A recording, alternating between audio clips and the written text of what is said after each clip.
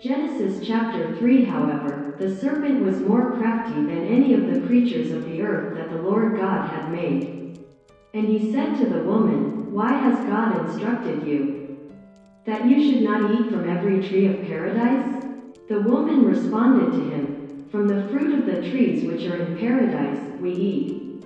Yet truly, from the fruit of the tree which is in the middle of paradise, God has instructed us that we should not eat, and that we should not touch it, lest perhaps we may die." Then the serpent said to the woman, "By no means will you die to death. For God knows that, on whatever day you will eat from it, your eyes will be opened, and you will be like gods, knowing good and evil." And so the woman saw that the tree was good to eat, and beautiful to the eyes, and delightful to consider. And she took from its fruit, and she ate. And she gave her husband to her, who ate. And the eyes of them both were opened. And when they realized themselves to be naked, they joined together fig leaves and made coverings for themselves.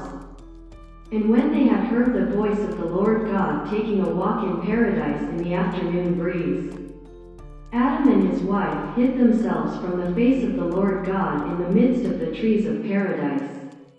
And the Lord God called Adam and said to him, "Where are you?" And he said, "I heard your voice in paradise, and I was afraid, because I was naked, and so I hid myself." He said to him, "Then who told you that you were naked? If you have not eaten of the tree from which I instructed you that you should not eat."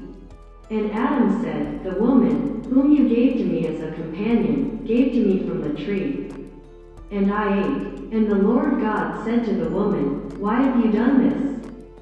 And she responded, "The serpent deceived me, and I ate." And the Lord God said to the serpent, "Because you have done this, you are cursed among all living things, even the wild beasts of the earth. Upon your breast shall you travel, and the ground shall you eat, all the days of your life. I will put enmities between you and the woman, between your offspring and her offspring to Ella. She will crush your head, and you will lie in wait for her heel." To the woman, he also said, "I will multiply your labors and your conceptions. In pain shall you give birth to sons, and you shall be under your husband's power, and he shall have dominion over you." Yet truly, to Adam, he said, "Because you have listened to the voice of your wife, and have eaten of the tree, from which I instructed you that you should not eat, cursed is the land that you work. In hardship shall you eat from it, all the days of your life. Thorns and thistles shall it produce for you, and you shall eat the plants of the earth. By the sweat of your face shall you eat bread, until you return to the earth from which you were taken. For dust you are, and unto dust you shall return." And Adam called the name of his wife Eve, because she was the mother of all the living. The Lord God also made for Adam and his wife garments from skins, and he clothed them. And he said, "Behold, Adam has become like one of us, knowing good and evil. Therefore, now perhaps he may put forth his hand from him and also take from the tree of life, and eat and live in eternity."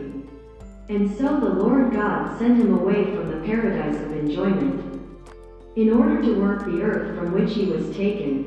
And he cast out Adam, and in front of the paradise of enjoyment, he placed the cherubim with a flaming sword, turning together, to guard the way to the tree of life.